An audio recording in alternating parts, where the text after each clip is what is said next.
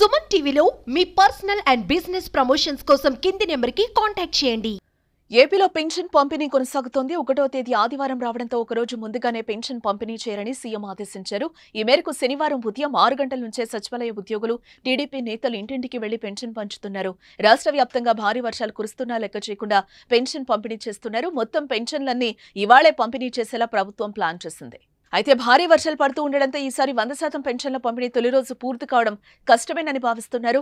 సాధ్యమైనంత మేర పంపిణీ చేయబోతున్నారు. మిగిలిన వారికి సోమవారం అందజేయనున్నారు.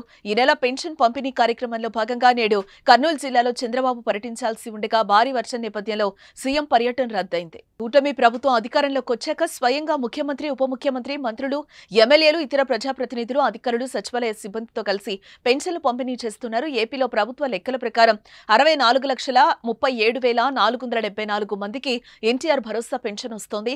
వృద్ధులకు నెలకు 4,000 రూపాయలు పెన్షన్ ఇస్తూ ఉండగా దివ్యాంగులకు నెలకు 6,000, పూర్తిగా దివ్యాంగులైతే వారికి నెలకు 15,000 పెన్షన్ ఇస్తోంది. అలాగే కిడ్నీ, తల్సేమియా వంటి దీర్ఘకాలిక వ్యాధులతో బాధపడే వారికి నెలకు 10,000 ఇస్తోంది.